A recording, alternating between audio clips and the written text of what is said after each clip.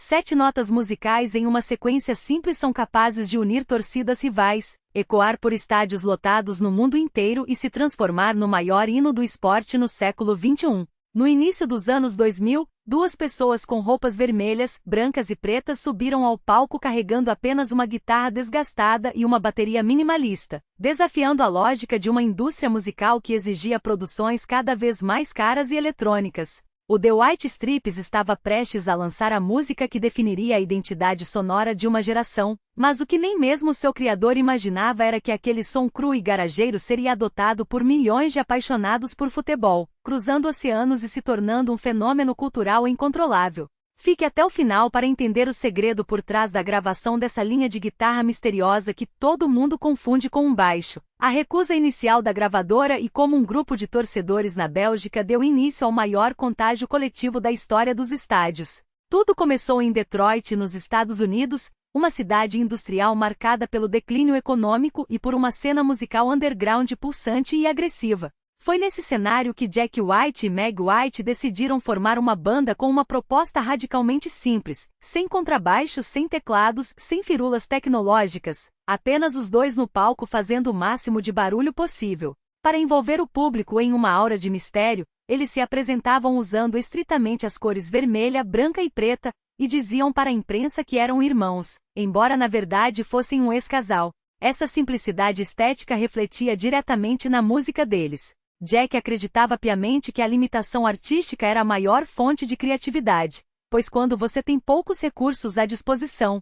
é obrigado a extrair o máximo de cada nota, de cada batida e de cada silêncio. Em 2002, durante a passagem de som para um show em um pequeno clube na Austrália, Jack White começou a dedilhar uma sequência de notas na sua guitarra semiacústica. O som era encorpado, sombrio e hipnotizante. Ele imediatamente mostrou o arranjo para Meg, que começou a acompanhar o ritmo com uma batida de bumbo firme, direta e sem variações complexas, como se fosse uma marcha militar ou o pulsar de um coração acelerado. Jack ficou empolgado e guardou aquela ideia preciosa sob o codinome de Seven Nation Army, uma expressão que ele usava erroneamente quando era criança para se referir ao Exército de Salvação, o Salvation Army. Ele tinha a convicção de que se o The White Stripes um dia fosse convidado para compor o tema de um filme de James Bond, aquele seria o riff perfeito. Quando a banda entrou no estúdio analógico Toy Ring em Londres para gravar o álbum Elephant, Jack decidiu que era a hora de dar vida àquela composição.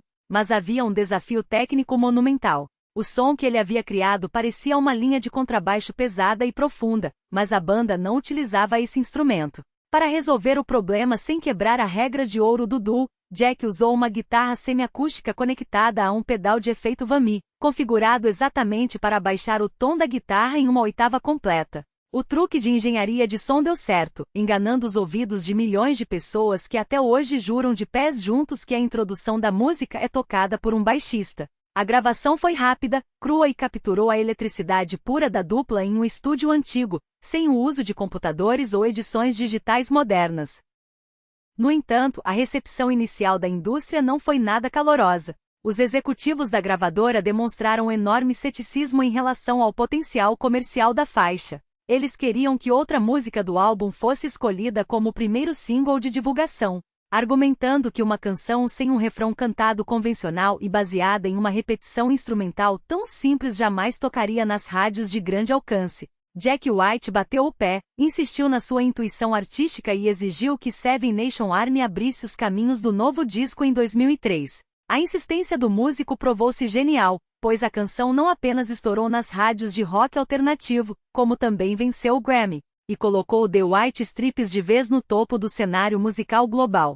O videoclipe, com seus triângulos psicodélicos infinitos, tornou-se um marco da era de ouro da MTV. Mas o verdadeiro milagre pop de Seven Nation Army aconteceu longe das paradas de sucesso e das premiações, em um ambiente completamente imprevisível. Poucos meses após o lançamento da música, em outubro de 2003, um grupo de torcedores do clube de futebol belga Clube Bruges viajou até a Itália para assistir a um jogo decisivo contra o Milan pela Liga dos Campeões da Europa. Antes do início da partida, em um bar local, os torcedores belgas ouviram a música tocar no sistema de som e começaram a cantar a melodia principal em coro, usando apenas a vogal. Eles gostaram tanto do ritmo contagiante e energético que levaram o canto para dentro do estádio San Siro.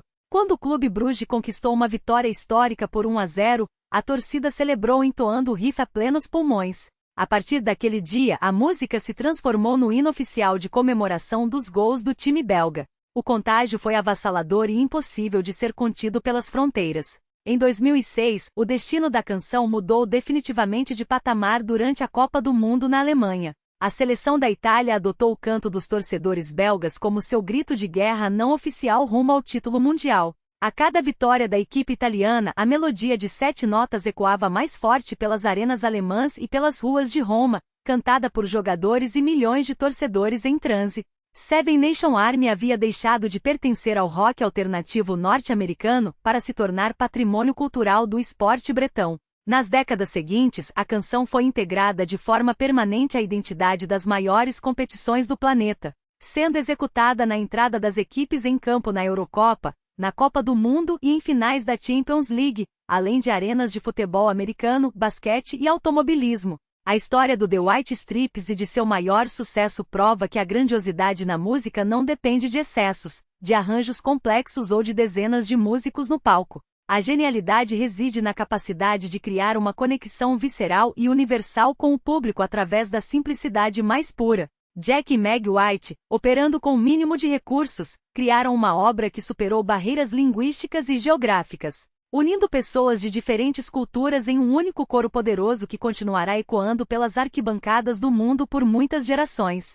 E você, qual é a sensação que toma conta do seu corpo quando ouve o eco desse riff inconfundível ecoando pelas caixas de som ou dentro de um estádio lotado? Deixe o seu comentário aqui embaixo, porque eu quero muito saber qual é a sua relação com esse hino imortal do rock e do esporte. Se você curtiu descobrir os bastidores da criação dessa linha de guitarra icônica, não se esqueça de deixar o seu like para fortalecer o nosso trabalho. Inscreva-se no canal para não perder os nossos próximos vídeos sobre os grandes clássicos da música. Ative o sininho de notificações para ficar por dentro de tudo e compartilhe essa história com aquele seu amigo apaixonado por música e futebol. Muito obrigado pela sua audiência hoje e até a próxima!